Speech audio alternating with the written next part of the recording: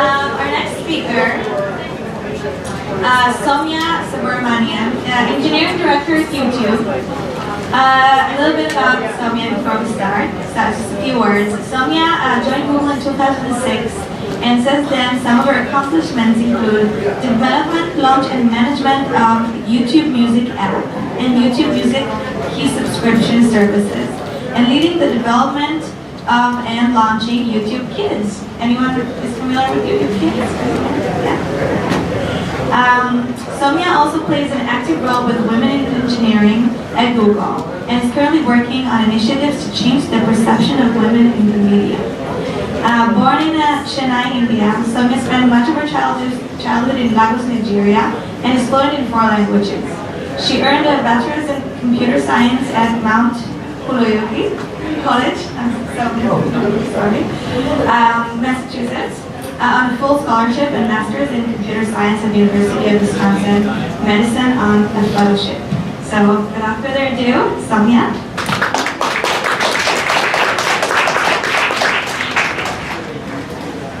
Hi everyone. Hi. Thank you for being here. It's a Friday evening of a long weekend, so I was just telling some folks that it's impressive how many people are here and so engaged. So it's great to see this. So a little bit before I get started, more than like what the bio read was, but who I am. So I was talking to someone earlier about a startup that she's doing around like dance and fitness. So I wanted to say, it's so nice to see that there's many different aspects are being explored in these companies. I myself find that fascinating because I'm a classical dancer myself, and also I do a lot of like biking, so that's kind of an interesting app. So a few things about kind of my journey before I get into the topic for today. I went to undergrad to an all-women's college, Mount Holyoke. Anyone from Mount Holyoke or the East Coast, Smith? No East Coast College graduates here? Yeah? No, okay. And it was an interesting choice at that time, and I don't think I realized the value of an all-women's college and education until after I graduated from there. It really, the liberal arts education, I think really helps her think in a multi-dimensional way than traditional just engineering-focused universities do. I definitely enjoyed my time at University of Wisconsin-Madison when I was specializing in database systems as well. At the same time, though, I think some of the foundational elements I learned in Mount Holyoke in terms of just connecting the dots across different disciplines and bringing it together. I feel like that is a skill that I use quite a bit in my day-to-day job, and sometimes a lot more than the pure technology side of things. What else can I say?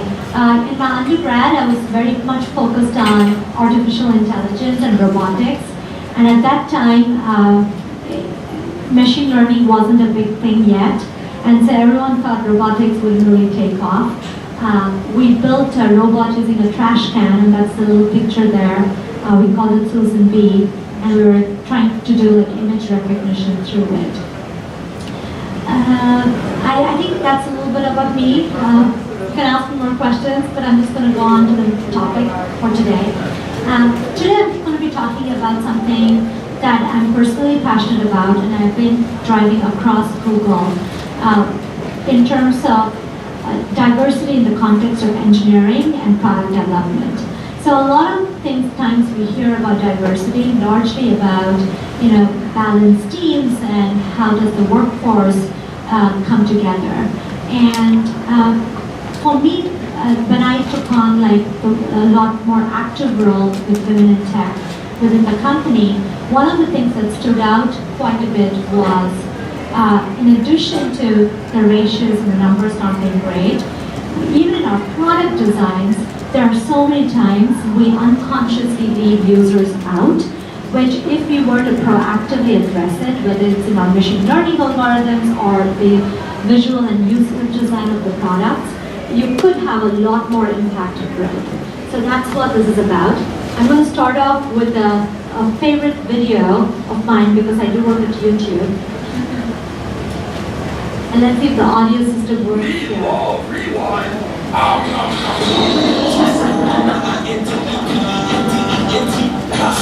Chasing dreams since I was 14 with the 4-shot bustle.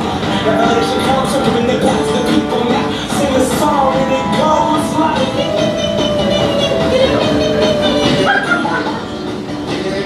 And it goes like. What the fuck say? You wanna change the world? You're a ghost. You can do that. Here we go back. This is the moment. Tonight is the night. We'll fight till it's over. So we put our hands up like the ceiling can't hold us. Like the ceiling can't hold us. Here we go back. This is the moment. Tonight is the night. We'll fight till it's over. So we put our hands up like the ceiling can't hold us. So I love starting with this video. It's a clip from one of the YouTube Rewind videos, if you're familiar with those, because it really captures the essence of YouTube.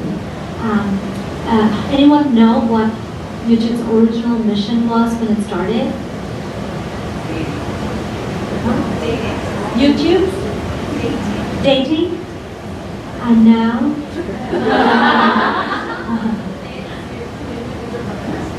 Yes, it was broadcast yourself. And that simple mission has grown into, helped the platform grow into a global platform with global reach. We have over 1.5 billion users on the platform today. And over 80% of our views come from outside the United States. And it's also grown into an open and democratic platform where we get over 400 hours of videos uploaded every minute by creators all around the world, making YouTube the most diverse platform amongst all the media platforms that are there. So in the time it took me to say this one sentence, almost a day's worth of videos got uploaded to YouTube. So it's pretty amazing the amount and scale at which we are dealing with things.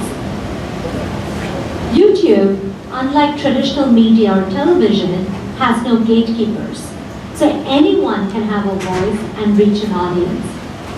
And while this is still very true about YouTube, a few years ago when I was looking at some of the usage data on YouTube, I realized that even on our platform, as we've grown, human kind of biases, unconscious biases have started to creep in. So on YouTube too, you see gender gaps, for instance, and other kinds of biases that you see in traditional media. How many of you are familiar with Gina Davis's study of Hollywood and gender representation in the Hollywood industry? Anyone? I see a few nods here, right? Like, so it's surprising to see even on YouTube we have those kind of gaps at times for being an open platform, democratic, with so much international content and audience coming together. And that insight drove me to kind of start a dialogue within YouTube and a pitch across Google. Our mission is to build products for all about diversity in the context of product design and how do unconscious biases play into product strategy and product thinking. So for instance, YouTube, we optimize for watch time, right? Like that's our North Star metric and we measure our success by that. What if, in addition to that, we became more intentional about some kind of demographic goal, such as like gender reach on the platform or ethnicity reach on the platform? That would then open up opportunities for us to deepen engagement with users and onboard more new users, thereby driving growth. And so for the first time within Google, we shifted our conversations, or not shifted, but expanded our conversations around diversity at Google, from diversity in the workplace, about hiring, to diversity being critical to defining our product strategy and our product growth strategies. So what is inclusive design? That's my topic for today, inclusive design, and how you can incorporate it at scale within your products. It's about engineering products for all your target users across all demographics. So broadening the demographic reach allows you to bring in more users into the funnel, thereby driving growth for your products. Inclusive design is not just about visual design or user experience. Like when I mention it, many people think of it as purely a UI thing. It's also about machine learning, about training data biases. It's about how you do testing of your product, what kind of sample biases are there, and when you land your product, what kind of PR and marketing and branding you put behind it. So let's look at a few examples of where we've seen inclusive design and how it has actually helped businesses grow and affect their revenue streams. And before I get there are different kinds of inclusive design. How many of you in your products are looking into accessibility, for instance, as a standard? Anyone at that stage yet? Yes, a few hands are going up. So accessibility work has become more of like a second nature thing in the industry these days. Here it's about saying which target users of my group could I be doing more for. It could be gender-based. It could be about the developing versus the developed world, right? Like your product might work great when you've designed it for assuming you're going to have high connectivity, you're going to have a smartphone with unlimited space. But when you go to an emerging market or where there's connectivity issues, it may not be doing so well. And if they are within your target user group, from the get-go, you want to be thinking about how do you build your products and optimize them for that purpose. Am I making sense? Okay, good. So let's look at a few examples. How many of you know when airbags first came out, they caused a lot more injuries and death with women and children? Anyone know why? The size? Yeah, do you know how is the size? The force? Yeah, and how did they not catch it? Didn't try. Yes. Yeah, so the reason is when airbags first came out, they had been tested only with tall male crash test dummies. So in the labs, they performed really well, but in real life, female drivers tend to have a smaller build. So in accidents, they tend to have 47% higher chance of fatal injuries than men. So once the automobile industry recognized this, and then reactively incorporated women into their design, started using female crash test dummies, the safety of these airbags improved significantly. And they improved not just for women, but for anyone with a smaller build. So that's a great example of gender-based inclusive design. Now you can imagine if from the get-go, if they had thought about all those different dimensions, they would have landed the product even better from the first release of it, and they wouldn't have had to react to it. This is a video. My coworker Juan and I are sitting in front of an HP Media Smart computer. It's supposed to follow me as I move. I'm black. I think my blackness is interfering with the computer's ability to follow me. So she moved this way, and the camera followed. And then we get into the screen and it was completely stable. No face recognition anymore, buddy. So to understand what's happening here, we need to go back to the 1950s when Kodak first came out, was dominating color photography and introduced the original Shirley color card, which has become a standard in photography these days. But there was one problem. It works better with lighter skin tones. So what that means is you often have exposure issues when you're taking multiracial photos. Now this became a big problem in the industry in the 1970s because chocolate makers and wood manufacturers were having a really hard time advertising their products because they weren't able to capture the different shades of browns in their products. Right? So when it started affecting advertising revenue, people really cared about solving for it. And also, of course, the media industry, the film industry was starting to become more diverse, so different skin colors were starting to be captured. And they all were dealing with this overexposure issue. Finally, in the 1990s, a group of engineers took an inclusive design approach and decided they'll bridge this problem, and they introduced multiracial color cards, which have improved things significantly, but they still have a slight light skin bias.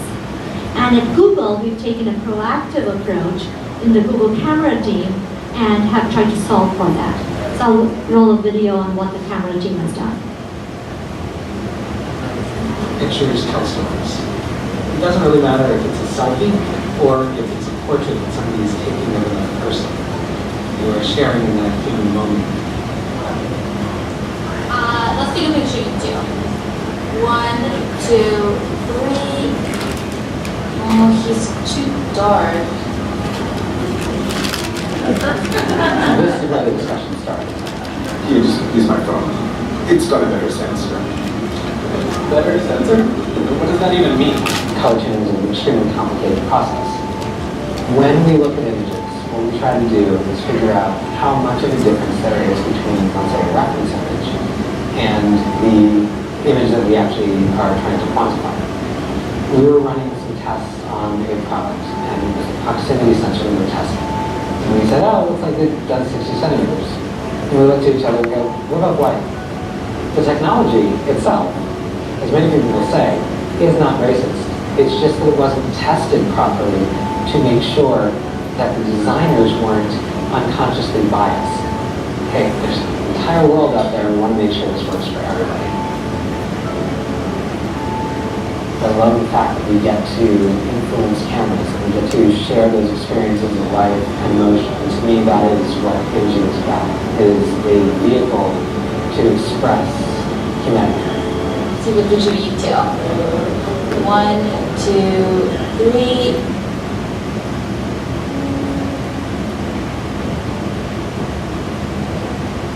Right, so this next example is not from the tech world. How many of you like Cheetos? Okay. Did you know when it first started out, there was only one flavor of Cheetos, the cheesy original flavor? Until a janitor who worked in that company started adding chili and lime to his packets of Cheetos because he was Latino and loved the flavor of chili and lime. And his friends and families liked it too, so he decided to pitch this idea of a new flavor to the CEO of the company, who actually listened to this janitor and decided to experiment with a new flavor, and it unlocked whole new opportunities for them. And people, when I tell them the story, ask me what happened to the janitor. Happy to say he is a senior executive at the company now, so it's a true rags to riches story. But more importantly, I think it's a great case of cultural inclusion. And for all of you who are CEOs and you're starting your company or growing your company, I think what the CEO did in terms of listening to the janitor and being open to exploring, I think is a really another important message here about how you look for growth opportunities and how you can tap into things even when things are going really well within the product. So be opportunistic, strategically opportunistic if you can. This next example is near and dear to me because it was very much a part of it. A few years ago, we wanted to increase the engagement of YouTube with kids and families. So we brought kids into our UX lab to see how they use YouTube. So this is what we normally see in YouTube. Yeah? This is how kids saw it. Right? So they only cared about the content and nothing else on the screen. And that's when we realized that we have to pretty much reimagine YouTube from the perspective of kids and families to make it more engaging for them. And that's how the YouTube Kids app was born. So within the YouTube Kids app, we've done we really focused on providing for a safe, engaging, and enriching experience through a lot of visual and user interaction innovation, and also a lot of investment and improvements and innovation on our back-end algorithms and classification systems to provide for this experience. And we've seen significantly more engagement and daily active users on the app for this content than on the main YouTube experience. This is again a great example of age-based inclusive design. And one of the things I'm trying to bring out here is, as you're developing your idea, think about not just your target users, but think about all the dimensions of the target user, because then it'll help you figure out how to round your products out to ensure you're getting to the right users that you're really going after. And you're not alienating or leaving somebody on the table accidentally. How many of you have used YouTube Kids? I saw some hands go up. So let me just play the original launch video for those of you who might not have seen what the app looks like.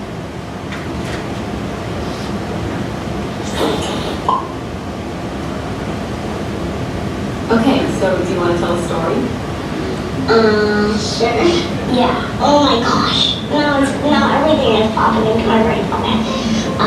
Once upon a time, there was a boy named Alex. 3 sisters, like bunnies. Okay.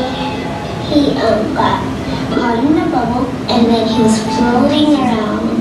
He went to France, and then he sees Dracula. And a few ghosts and Frankenstein, and then the robot came and ate the whole town. And everyone went like crazy. And then they had to destroy the robot. That was the only thing, so they put it on the sun, because since the sun is made of gas, it couldn't eat anything there. He got surprised. And then he jumped back and popped the bubble and he fell. The end. It's really weird.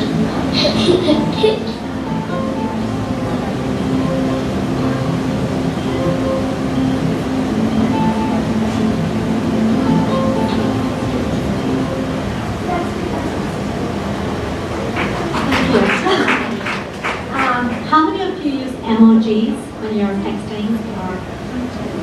Mostly everyone, right? Yeah, so 90% of the world's online population uses emojis. And while there are many to pick from, I don't know if you've noticed, they're fairly stereotypical, right? So this is how boys are portrayed, and this is how the girl emojis are portrayed. And so to bridge this gap and to also inspire young girls, the Google team has introduced several new emojis representing men and women in a wide variety of roles, and also different hair and skin colors to be more inclusive. And this is now becoming an industry-wide standard. It's getting added to the code, and also iOS and Facebook and Twitter and others are starting to embrace these new emojis. Again, a great example of gender-based and ethnicity-based inclusive design. And this, I think, also shows you like some of the changes need not be like big changes. They're just simple changes. And including myself, until you start looking for these opportunities, you use it day in and day out, but you don't even recognize that there's a problem there until someone points it out and how people feel about it. So now I'm kind of, this one is another one. At YouTube a few years ago, we did a Women at YouTube hackathon around the theme of bridging the gender gap, just to see like are there more opportunities for us to do more things on the platform if we were really focused and took a proactive lens on kind of like gender reach on the platform. And how many of you know of Gamergate or harassment of online gamers, women online community? Many of you, right? So this was around the time where it was really a big thing, and a group of engineers decided to tackle, as part of the hackathon, improving our YouTube comments and moderation tools to help women combat harassment and feel safer on the platform. And it was as a result of this hackathon, we actually identified a lot of improvements that we could further do to give more control to the creators so that if they are getting comments, they can choose to moderate it and block it and bring things to a level where they feel more comfortable with those comments on the videos. And again, a great example of gender-based inclusive design, which helped us deepen our engagement with our female creators. And also of cases where the grassroots ideas like hackathons can help you drive kind of product innovation. So now I've kind of given you many examples across different industries and some from YouTube and Google of cases where inclusive design happens, sometimes proactively, sometimes accidentally, and sometimes reactively. And the question is, how can you do inclusive design in a more rigorous, scalable way and make it a part of your kind of process for development? So if you look at this is how in Google our typical development phases look like. They're not necessarily this linear because each phase has its own rounds of iteration, but these are the main level of phases. I don't know if you all kind of can relate to this for your product. And most of you in tech startups, I'm assuming, yes? So I'm sure your products are going through this kind of a development cycle too. The question I think first and foremost for you to think about is when you define your target users, what demographics really matter? And can you prioritize and pick one that along with your target user group to define into it? So instead of just saying that my target users are 18 to 34, if you could say 18 to 34 with equal engagement from men and women, for instance, or 18 to 34 with socioeconomically, it should be neutral. Then you have not just your age range, which is what we normally think about of target users, you have this other demographic goal that is important for your product that you want to meet. And then when you're building your product, it's important to make sure you have metrics and logging so that you can actually measure how well you're doing or not doing. And once you have that kind of monitoring in place, when you go to do testing, whether it's a new feature that you're running a live experiment on and doing A/B tests, or whether you're bringing users into your lab to test the product out, you can be more intentional about selecting the right set of users to represent that goal that you set out, or looking at the metric movement. So, for instance, in YouTube, we many times look at, is it watch time positive change, watch time neutral change. In addition, you could also look at that other demographic metric movement and decide whether that feature makes sense or not to roll out, or you need to go back to the drawing board and optimize further. Now, you might be thinking, a lot of things that we do, at least in Google, have are machine learning and algorithms. And how can machines be biased? And the biases in machine learning come because of the training data that we use and biases that we introduce through the training data. So here's a great video that our Creative Labs team put out to show you different kinds of biases that you should be aware of in machine learning. We'll roll the video. Let's play a game. Close your eyes and picture a shoe. Okay, did anyone picture this? This? How about this? We may not even know why, but each of us is biased toward one shoe over the others. Now imagine that you're trying to teach a computer to recognize a shoe. You may end up exposing it to your own bias. That's how bias happens in machine learning. But first, what is machine learning? Well, it's used in a lot of technology we use today.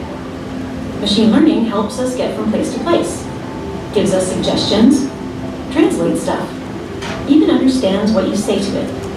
How does it work? With traditional programming, people hand code the solution to a problem, step by step. With machine learning, computers learn the solution by finding patterns in data. So it's easy to think there's no human bias in that. Just because something is based on data doesn't automatically make it neutral. Even with good intentions, it's impossible to separate ourselves from our own human biases. So our human biases become part of the technology we create in many different ways. There's interaction bias, like this recent game where people were asked to draw shoes for the computer. Most people drew ones like this. So as more people interacted with the game, the computer didn't even recognize these. Latent bias. For example, if you were training a computer on what a physicist looks like, and you're using pictures of past physicists, your algorithm will end up with a latent bias, skewing towards men. And selection bias. Say you're training a model to recognize faces. Whether you grab images from the internet or your own photo library, are you making sure to select photos that represent everyone? Since some of our most advanced products use machine learning, we've been working to prevent that technology from perpetuating negative human bias. From tackling offensive or clearly misleading information from appearing at the top of your search results page, to adding a feedback tool on the search bar so people can flag hateful or inappropriate autocomplete suggestions.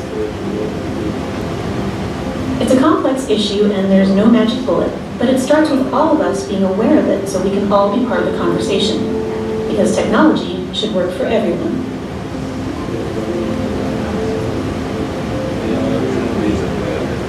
Yes. Do you have a link for this video that you could share? Sure, it's on YouTube, I believe, so you should be able to get it. Yeah. I searched Yeah. for it, but yeah, okay. Yeah, you should be able to. I can also check and send it around to the organizers. So the other thing is, once you're done with the product, all of you are going to get to a point where you're going to launch your products. And it's important that your PR, your branding, the marketing videos you create around it are reinforcing whatever demographic goals you set out that you wanted to convey to the product.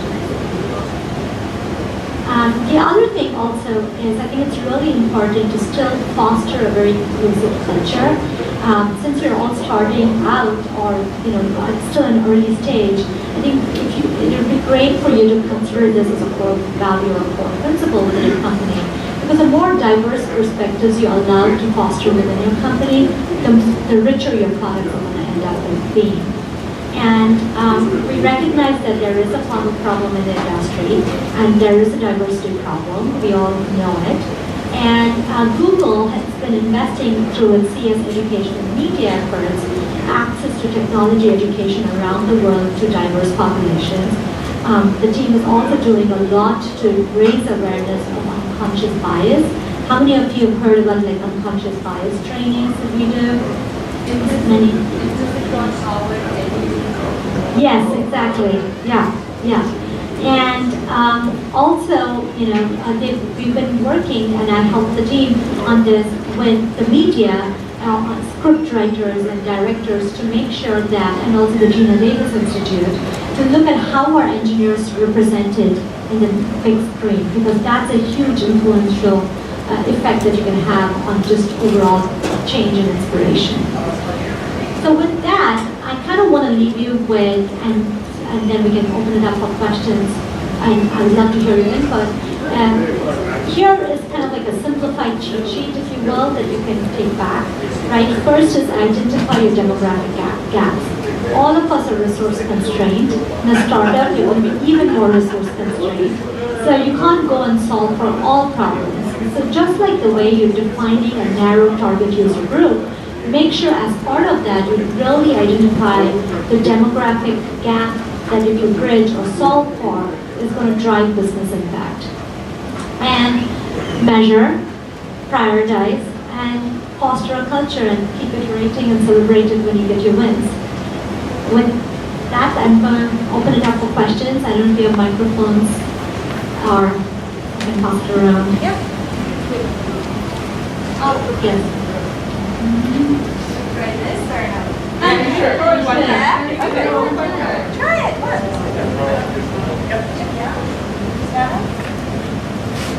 Well, fix it. Hi, thank you for coming today. This was really awesome. I think that Google is doing a lot externally to fix a lot of things and like what you presented. But my question is around your internal culture. So we saw things like the Google Manifesto come out, and that explains a lot about an internal culture.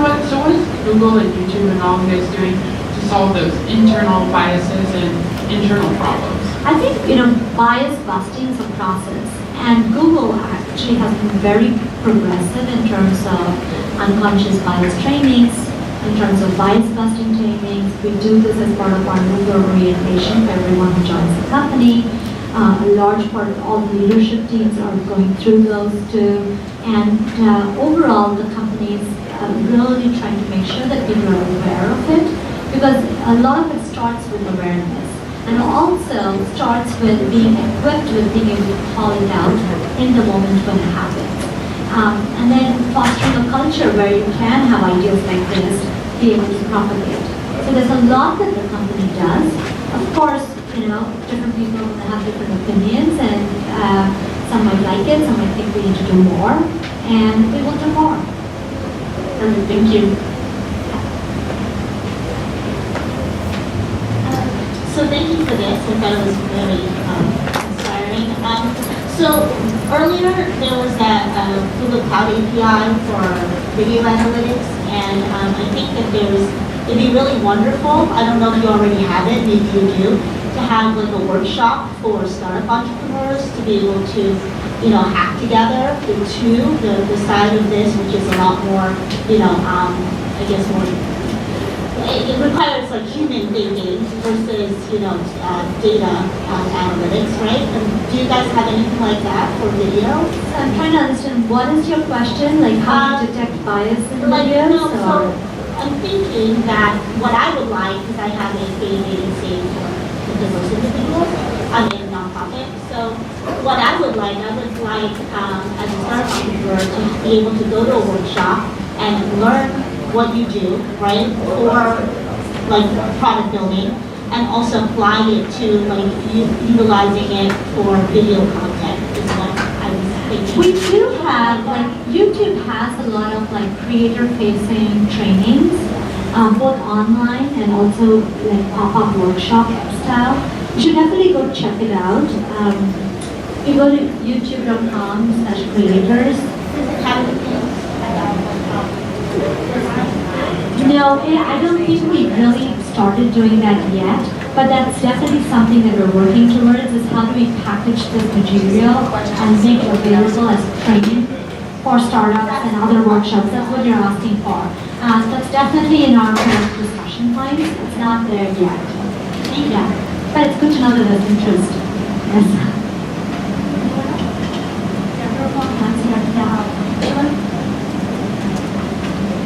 An unconscious buyer.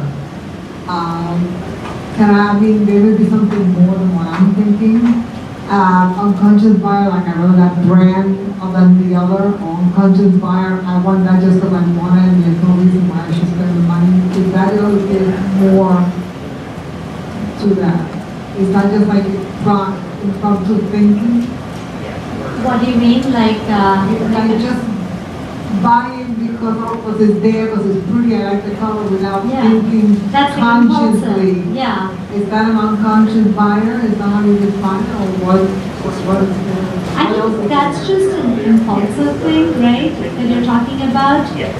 Are you asking, is that an unconscious bias? You mentioned unconscious buyer, have you seen, so I said, well, that's interesting. Is that what basically what you're talking about?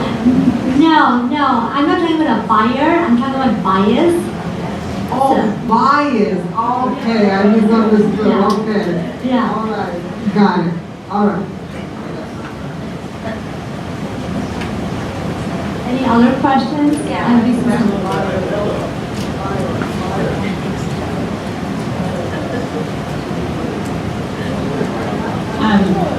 This is a little off topic, but important, that when we talk about inclusivity, that businesses include nature and natural capital and that we design with the footprint in mind. And I think we can't leave that out of the equation, especially going into a world that is very resource restricted with the atmosphere that's in a lot of trouble.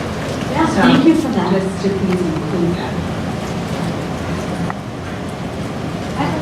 You have a question?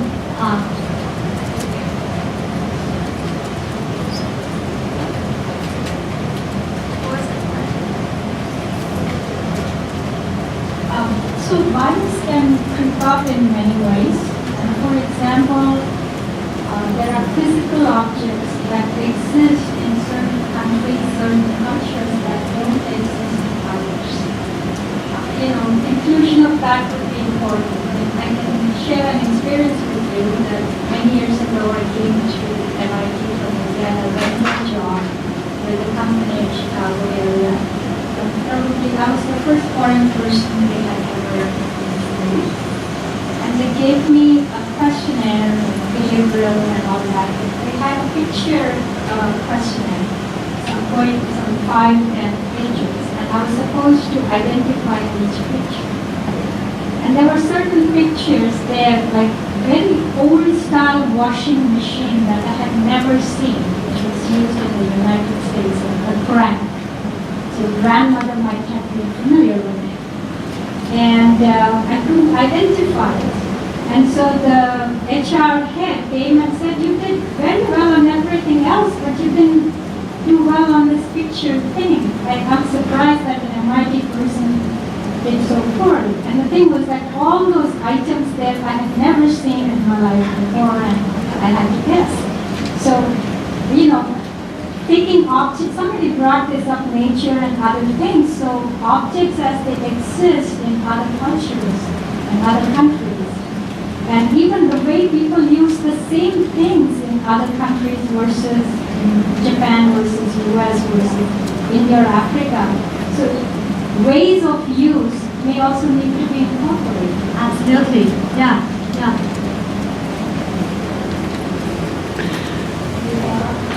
Questions or comments? All right. Thank you so much.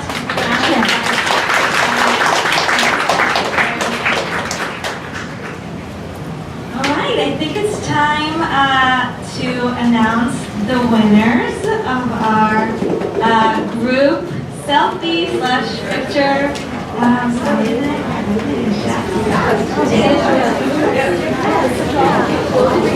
Yeah, please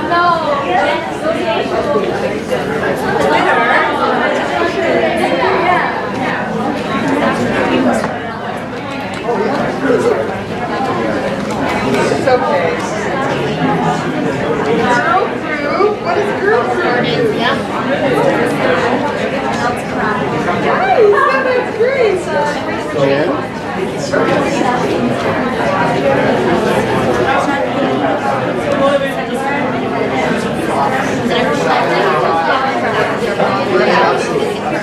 I just they want us moving outside of the top. I did a Kickstarter yesterday and ended. Oh, wow. I would be talking about